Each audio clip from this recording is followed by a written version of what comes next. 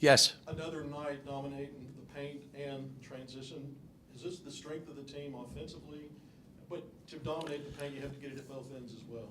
Well, first of all, there's a lot of good that came from this game, but there's a lot of stuff that we got to teach and let them understand you can't do this. If that was a 15-point game and we reverted back to summer basketball like we did defensively, playing on the side, not helping, not rebounding, then all of a sudden it's a 3-point game and you lose. And so when you have a chance to bury somebody, forget about the score. You just keep it going. So you don't have to worry about those things. They don't understand that right now. Second thing, we gave up 12 threes. 12. And one guy gave up 4. Are you going to figure out that maybe you got to get closer to make the guy drive?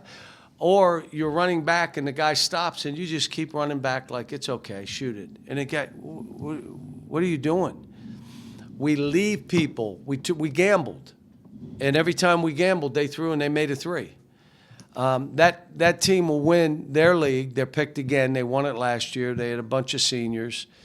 For a while, we were really doing some good stuff. And then we just kind of let go of the gas, let go of the rope, so to speak. But there was a lot of good. 23 turns and only 9, or 23 assists and only 9 turnovers in a fast game like that. Pretty good. Well, quick follow-up. The free throw line wasn't so friendly in exhibition season tonight. You got volume and a really high percentage. Because of TB. He bent his legs today. I just went in and said, kid, you go out there and I see you make 63s jumping, then jump from the foul line. Jump there. Jump that high and shoot a free throw. I don't care what it looks like. What I care about is bank missing. And so then I said, just go up to your toes. And so now he and I laughed. I said, you're going to get 10 points a game at the foul line. You just know I'm making these. And he did. I'm proud of him. 25 and whatever, how many rebounds. We had 2 guys had 8. Or we would have had 6 in double figures. That's how it is. I know Darius had a bunch in the first half, but Malik's shooting the ball well. I mean, TB, all of a sudden you got a lot of guys, with that opportunity to do it. You mentioned Trevin a bit there. Just how much of an emphasis was it to get him the ball, especially there kind of in the first half when you guys started to pull away? Well, the reason we did it, I told the team, if he's going to rebound like that and block shots, throw him the ball. You're not just going to play one side of the ball, and while you guys let him, then you shoot all the balls? No, we're going to let him have shots. And so I said it again at halftime. He's just going to have to take advantage. They went zone. We put him in the middle, did some good stuff. We put Billy in the middle, around the middle. He did some good stuff. Ran Malik along the baseline. He makes shots in the corner.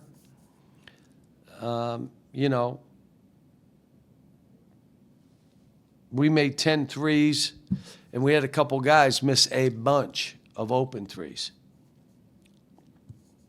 And you get Isaiah 17 minutes tonight, and he scores 12 points on 6 shots. Just how nice was it to give him the opportunity? He's got a long way to go.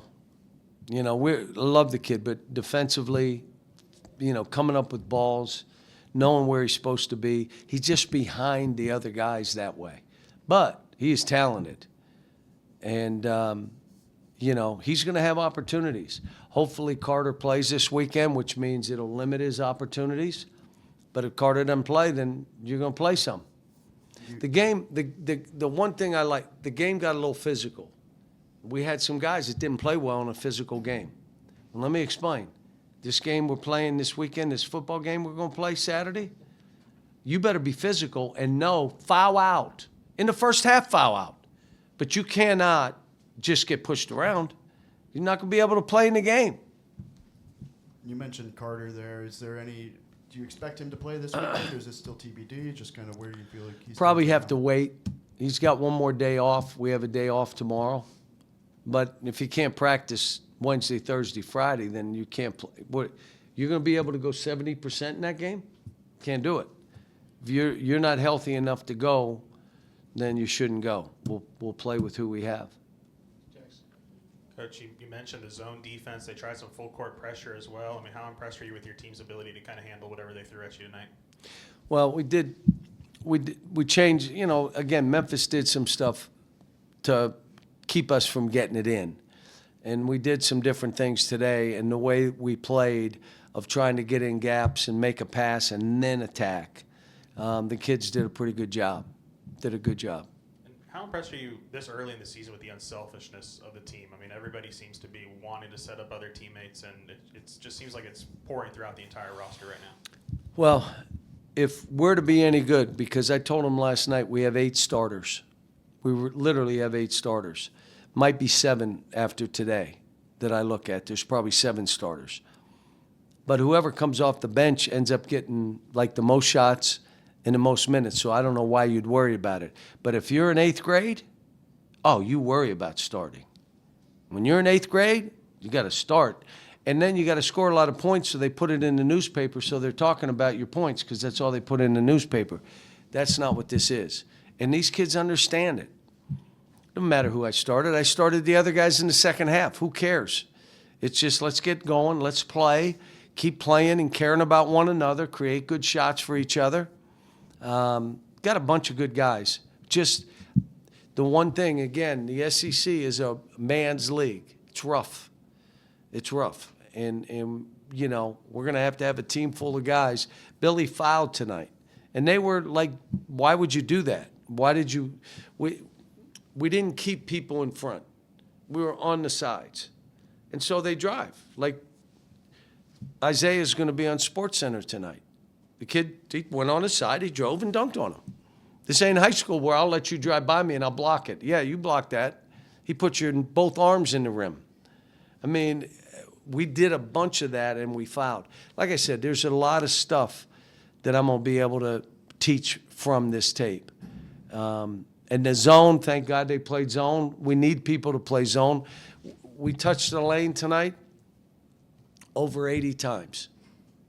Over 80 times. Which means what's the other team going to do? They're either going to sag some and hope we're not making shots, or they're going to play zone. Because they're going to say, you got to keep them out of the lane.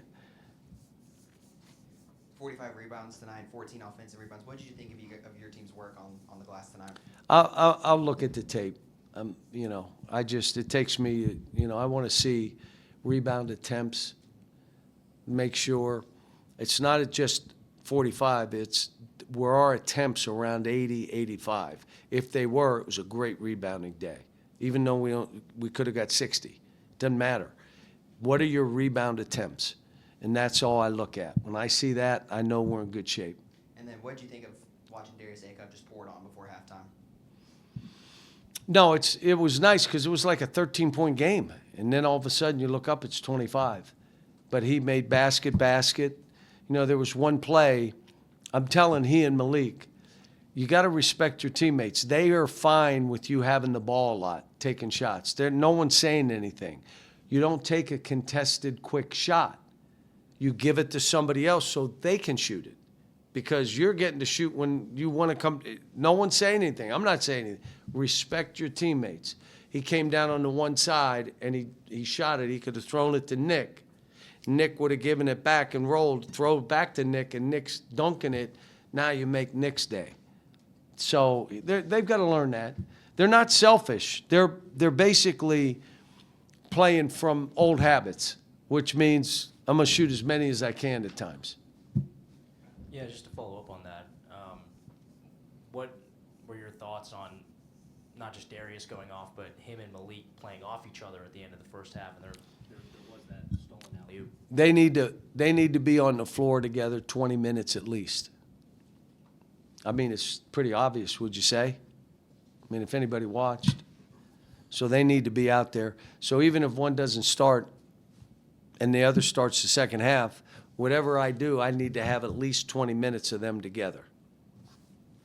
Nick Pringle tonight able to double his minutes from the preseason. What were kind of Really did some great stuff defensively. I didn't see his rebounds. Where are they? Yeah, he had 8 rebounds.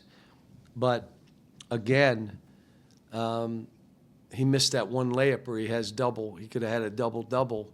But I'll tell you what he does. He really defends. He's where he's supposed to be. He understands position basketball. He's really good in pick-and-roll defense. If he switches on a guard, he can guard him. Now, we've got to do some things to get him the ball around the basket where he can catch it and dunk some. But he's been a pleasure to coach. You've obviously put in a ton of guys into the NBA, and the NBA likes to draft younger guys, but there's seems to be a little bit of a trend of older college players getting into the league. Is that something that you've talked to TB about at all, or is that Well, it's the potential there, or, yeah? if he is an NBA player, it doesn't matter if you're old or young. You won't believe this. The NBA is not saying we want old guys. No. Are you good enough to be in that league? Then you got an opportunity. He looks the part. Now he's just got to keep doing it. If he can make free throws like that, believe me when I tell you, you know what they say? He can shoot. That was Karl Towns. Karl Towns shot 80-some%, 90% from the line. You know how many threes he took that year? About 3. But you know what they said? He can really shoot. So make 90% of your free throws. They'll say that kid, if he makes those, he can shoot. And then he's got to play through some bumps. He did a little bit of it today. But, you know, again, he's gotten so much better. Billy's gotten better. Carter's gotten better. DJ's gotten better. I mean, the thing that I loved about DJ today, missed all those shots and then made one. You know, I mean, that's big. That means you're battling yourself. And you miss 4 or 5. What does that lead to? 12 misses in a row? Miss 4 or 5 and then make one. You know, and one of them he missed like a layup thing. And he just got to keep battling. Like I told him, just play to be your best version. Be your best version. Doesn't mean you make every shot, you make every, but attack. Get in the lane with 2 feet. Shoot those floaters.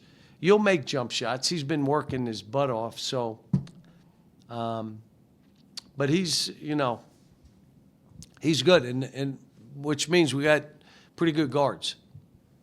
Not to look ahead too much, but you and Tom Izzo have had a relationship for a long time. Just looking ahead to Saturday, you looking forward to coaching against him, or yeah, just what do you? I don't know how many times he and I have coached against each other, but it's a few.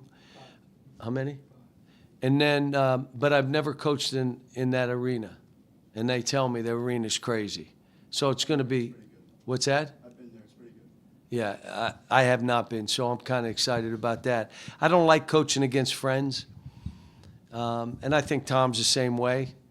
Like if we win, I'll be excited, and I'll see him, and I'll feel like crap, and he'll be the same way, you know.